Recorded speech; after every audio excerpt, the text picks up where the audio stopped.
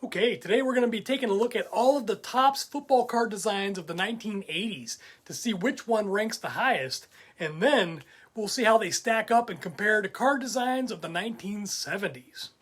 So let's dive into some Topps designs from the 80s. Starting off with the 1980 design here.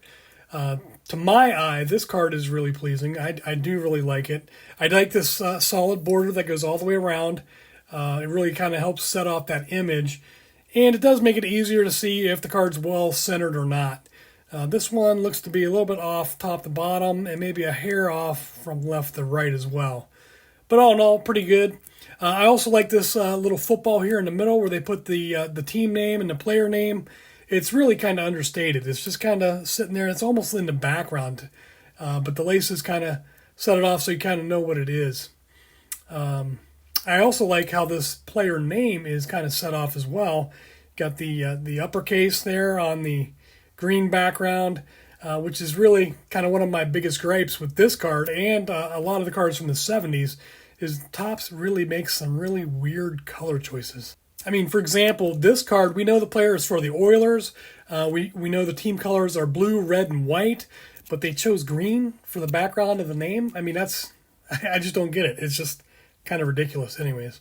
So as I said before, I really do like the design of this card, and it's going to come in with a score of 33, which ranks in our starter tier. So we'll put him back here on the stand. And next up is our 1981 design. Here's another clean design. There is a border that goes all the way around. Even though it's not a typical rectangular shape, it kind of loses shape down here. Looks like they traded out the football for a pennant here in the corner. It's kind of a basic pennant, and the team and player names are pretty easy to read, but still, making those weird color choices. We've got pink and orange for the Giants. I mean, that's really crazy. Come on, Topps. Anyways, all that being said, I do like this design as well. It's very clean and easy to read. It's nice on the eyes as well. I'll give the 1981 card design a score of 37, which will rank it in our league leader tier. Okay, moving on, we've got 1982. Another clean design with a slight modification to the 81 design. Still have the border going all the way around. It's kind of rectangular, except here at the bottom, where they kind of swapped out the pennant shape for the team helmet, which I really like, actually. And they included this other pennant over here. I'm going to call this the more advanced pennant on the right side where the player name and position are. They're really continuing with those weird color choices, although some cards kind of seem close to a color match. So, for instance, this one is for the Cardinals, right? And their team colors are red and white. And this pennant is a pink. So I guess it's kind of close, somewhere in the red family, but still not right on the nose.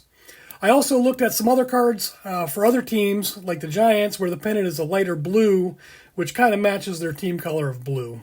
So again, I really like this design because it's very clean, and I like the addition of the team helmet here. So overall, I'll give this design a score of 36, which will rank this also in our league leader tier. All right, moving on to 1983, and I got to tell you, this is probably one of my favorite overall designs. I know the score probably won't match where this design lands in my heart, but that's just because the scoring guidelines are pretty rigid. But man, I really love the player name box here and the hollow team name across the top of the card. I just think that really helps set off that image.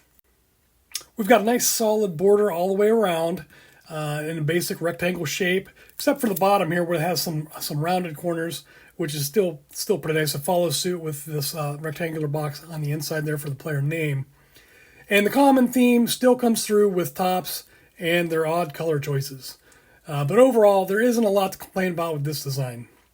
So for 1983, I'm going to give it a score of 33, which will actually rank it in our starter tier. All right, moving on. We're looking at 1984 Topps. And wow, this one is definitely looking different, which isn't necessarily a bad thing.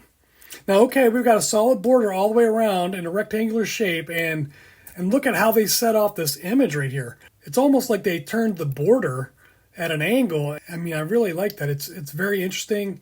And for the most part, throughout the set, they are finally using some color matching in this crooked border. So this border that kind of is offset here, they look like they do some color matching. So here are the Bucks with that creamsicle color, and you can see it comes through in that crooked border.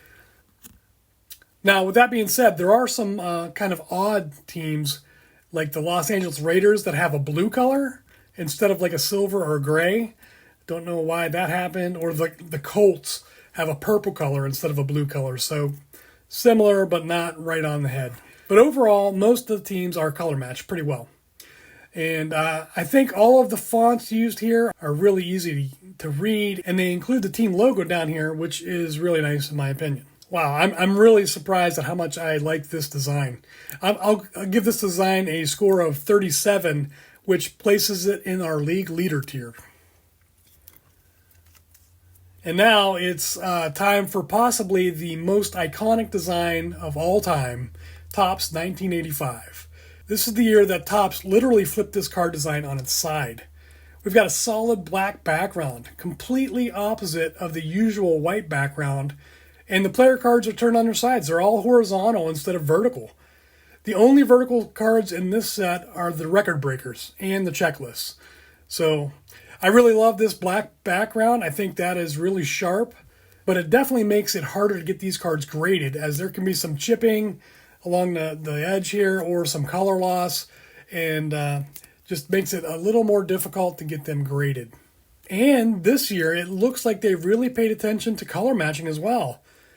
Every team name that I could see is in a color box that matches one of their team colors.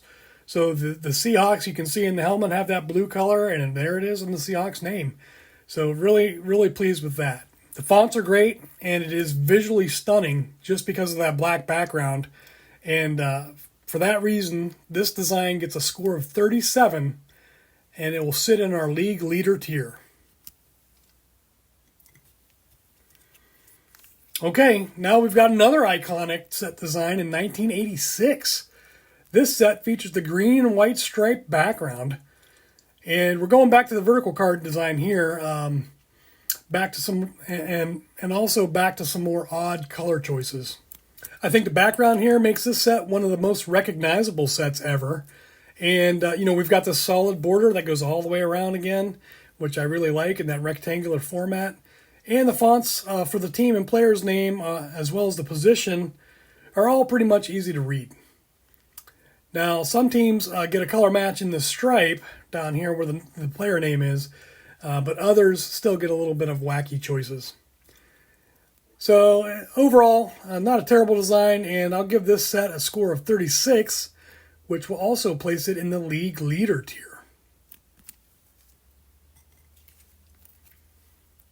All right, onward to 1987 and a return to a nice, clean set design. We've got a solid border that goes all the way around.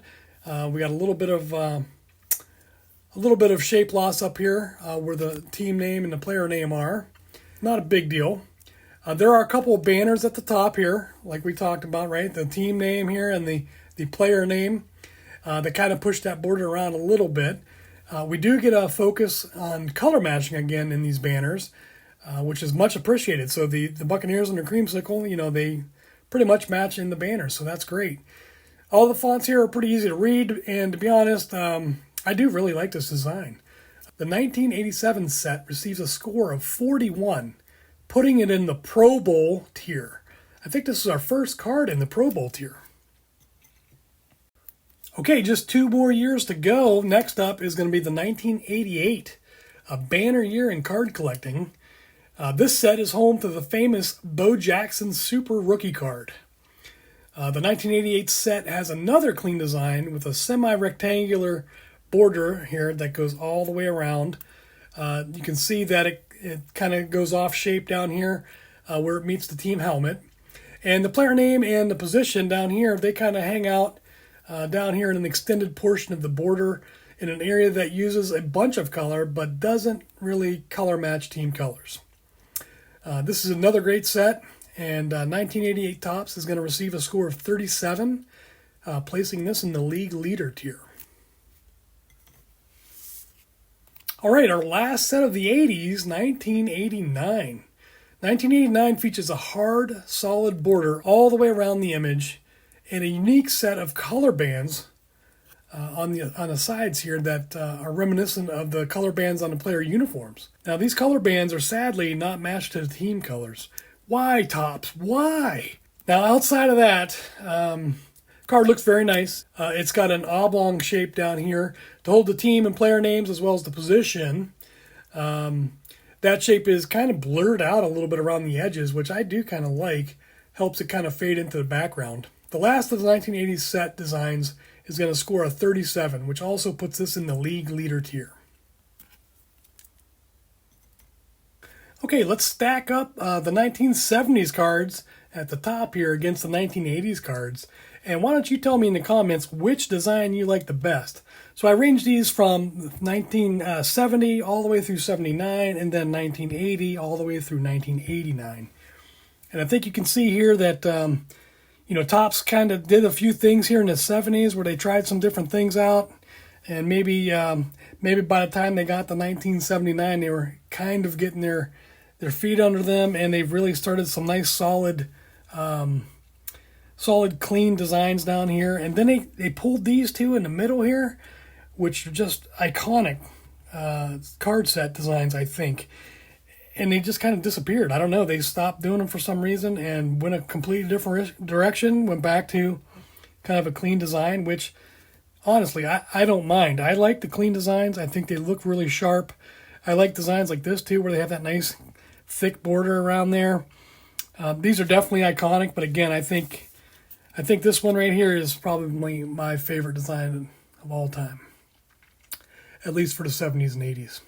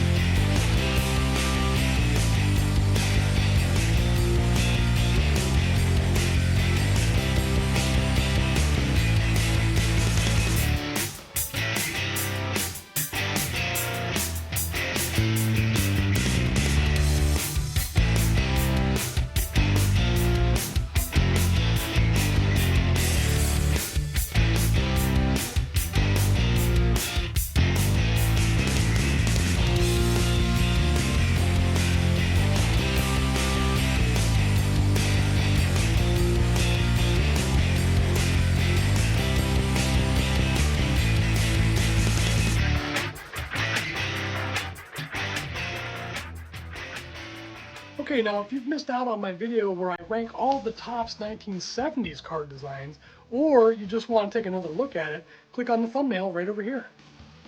And if you're missing my top 10 content, don't worry, I've got another video coming in November.